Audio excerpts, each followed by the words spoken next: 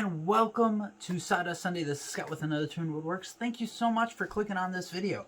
So, I said last week I'm going to explain what these orange things are on my dry erase board, and I'm super excited to share this because one thing, I want to make woodwork advance in that into the 21st century and show that it's still relevant in today's world of technology and you know, you can still have beauty in today's world from nature, and it doesn't have to be manufactured in that. So I found, actually I can't take credit for this product, I'm not sponsored at all by them. If they want to sponsor me, that would be great, because I'm super excited to share what I've been able to do with their products. So my wife found this book called, this thing called Rocketbook, and what Rocketbook is it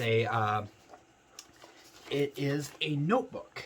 But the cool thing about it is it's got a QR code on it, so you can take a picture with your phone. Pretty much all smartphones can download this, Android or iPhone, and you can download this app, and then whatever you write on this page, it'll either turn it into a PDF or some other form in that, and it will transfer it really nicely. I've used it quite a bit for some of my woodwork. What I'll do is, and I'll show you, like, I'll draw what I'm trying to do in that. And the cool thing, woodworkers, this is an amazing thing, is so instead of me trying to find where these exact holes are, which is what I did on this project because my CNC is being used right now, I can put this into the program, and then I actually put down here the dimensions of my clipboard for this. So what I was able to do is put this onto my software. I believe Easel, you can upload PDFs in that to Easel, as well as I used Vertec, just different softwares out there, and it was a perfect match. I didn't have to adjust the settings or stuff like that. So that was super cool and super exciting. So that made me think of some of the bigger projects that I do to kind of, you know, make it more professional in that, because like my Adirondack chairs, I make completely by hand. So like I cut everything out by hand. I mean, I have templates like this right here, and you know, I'll draw this on the piece of wood, and then I'll cut it out all by hand, which it makes for an amazing product, and that is all hand done, but it takes a lot of time. So if I could be running some of these pieces on the CNC, maybe not necessarily this one, because this is a pretty big piece, but just different pieces, just to get you an idea, you can speed up your production and you know, come up with repeatable results, which is really what woodworkers are trying to do in that, when they're trying to mass produce products in that. So what this is it's using kind of the same technology in that, using that Rocketbook. It uses these beacons, and it'll copy this, and then I just need to make sure and put it to the right dimensions in the software, and boom, there we go. We have a very easily copied and reliable. So if you guys remember back, I made that flag holder. I literally just I did the same technique where I put the holder on this and matched up the holes. I did not need to adjust it at all. So I'll show you the products that I came up with, because I got some really cool clipboards.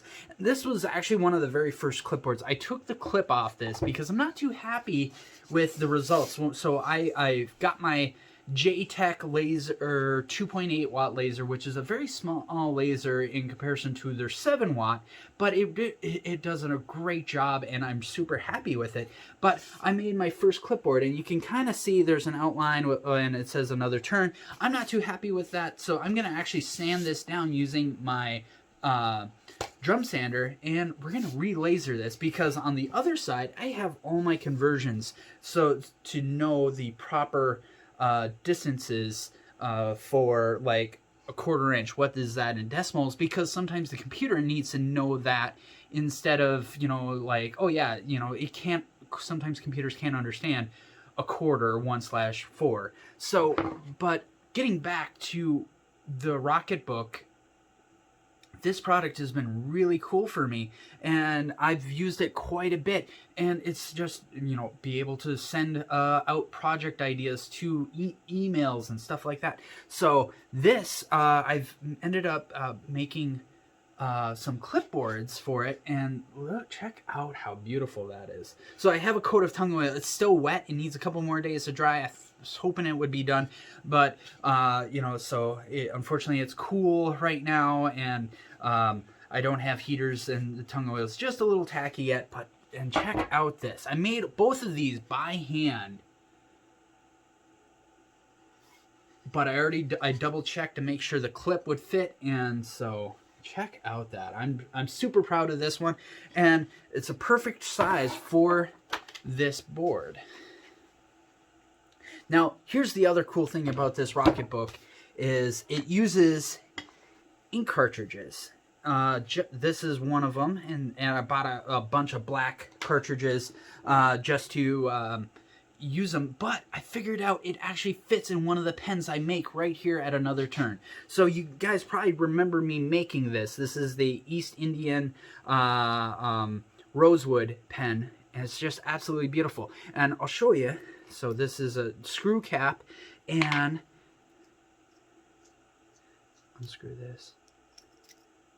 And here is that Rocketbook pen. The cool thing about this notebook is it's not one-time use.